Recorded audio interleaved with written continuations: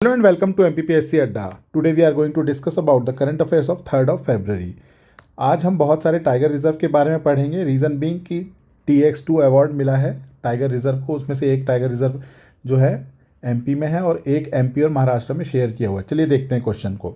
Which tiger reserve has won TX2 award for doubling the tiger population. T for tiger into 2 means doubling the tiger population. ये किसको मिला है? Options are Pench tiger reserve, Satpura tiger reserve, both A and B और none. The correct answer is both A and B, that is Pench tiger reserve and Satpura tiger reserve. ठीक है, पेंच tiger reserve कहाँ पे है? ये MP और महाराष्ट्र के साथ MP उसको शेयर करता है. ठीक है, सतपुड़ा टाइगर रिजर्व कहाँ पे है? ये है आपका नर्मदापुरम. ये है नर्मदापुरम डिस्ट्रिक्ट में और इसका ईयर ऑफ इस्टेब्लिशमेंट कब है? 2000 में. कब है? 2000 में.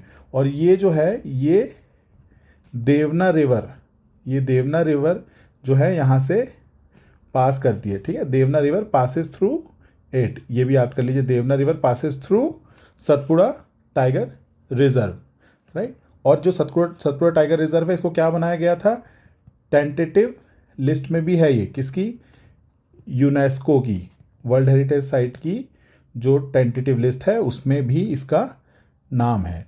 ठीक है, चलिए आगे देखते हैं. Next, which tiger reserve of Madhya Pradesh received conservation excellence award for outstanding tiger reserve management. Conservation excellence award किस टाइगर रिजर्व को मिला है MP के? ठीक है, तो options are Satpura, Kanha, Bandhavgarh and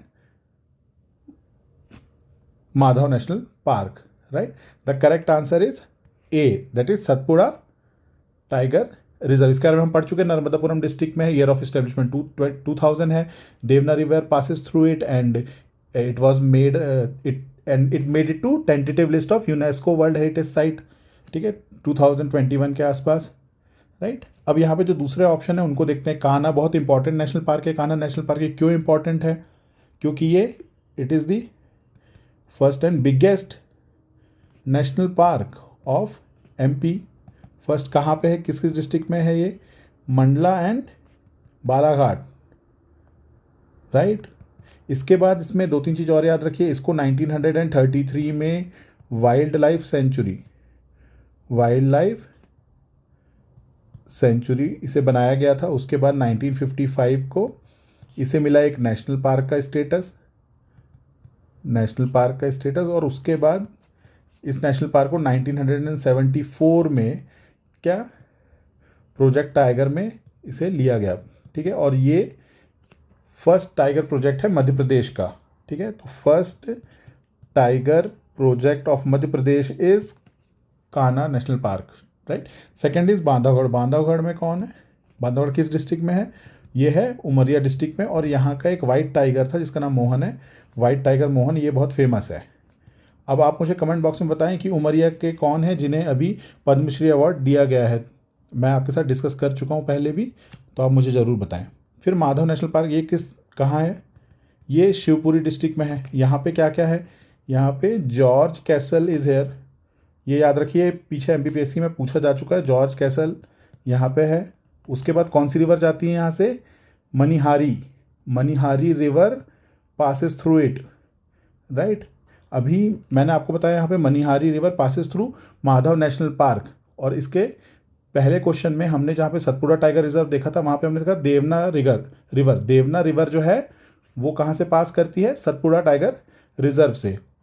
ठीक है, और Manihari river Madhav national park से. और बीच में हमने और पढ़ा था माधव नेशनल पार्क के बारे में, जैसे कि वहाँ पे एक रामसर वेटलैंड है, उसका नाम क्या है?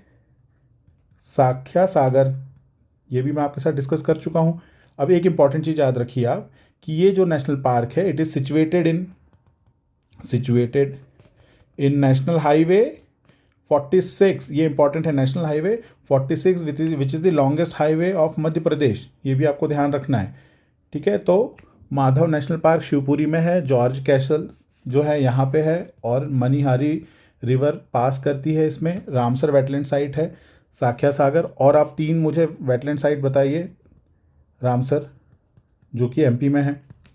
राइट। चलिए नेक्स्ट क्वेश्चन देखते हैं। अच्छा, एमपी, एक बात और ध्यान रखिए, एमपी को क्या बोला जाता है? Tiger state. क्यों? क्योंकि यहाँ पे लार्जेस्ट नंबर ऑफ टाइगर हैं, समवेयर अराउंड 526 टाइगर्स हैं। Next question, Madhya Pradesh Bhavan, right, Madhya Pradesh Bhavan has been inaugurated in which city?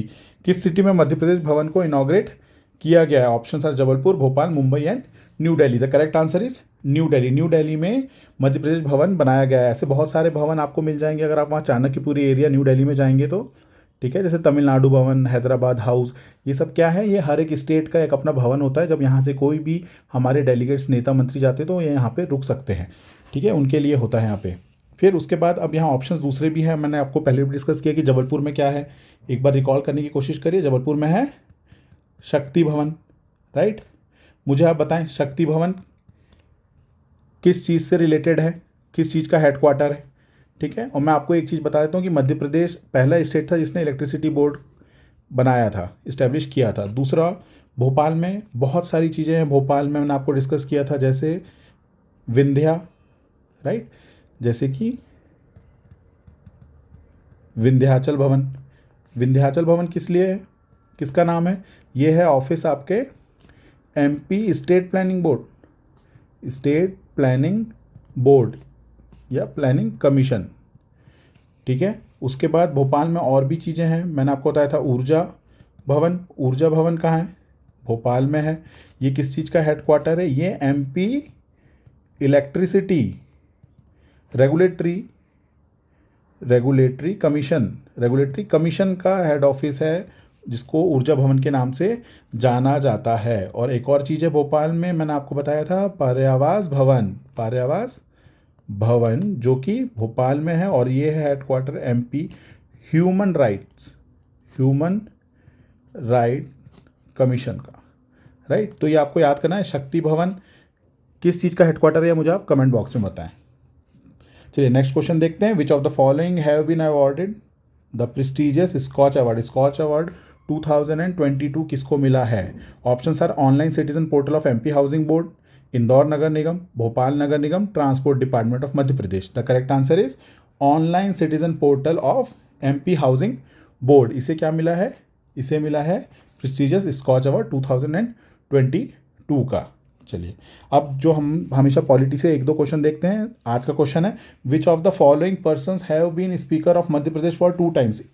जो नीचे नाम दिए गए इनमें से कौन से लोग हैं जो 2 बार एमपी के स्पीकर रहे हैं? Options are Shrinivas Tiwari, Ishwar Rohani, both A and B और none. The correct answer is C, both A and B, that is Shrinivas Tiwari और ईश्वर रोहानी, ये दोनों ही 2 बार स्पीकर रहे हैं। मुझे कमेंट बॉक्स में आप बताएं 3 टाइम्स स्पीकर कौन रहा है, ये मुझे कमेंट बॉक्स पे आप बताएं, राइट। नेक्स्ट देखते हैं। चलिए,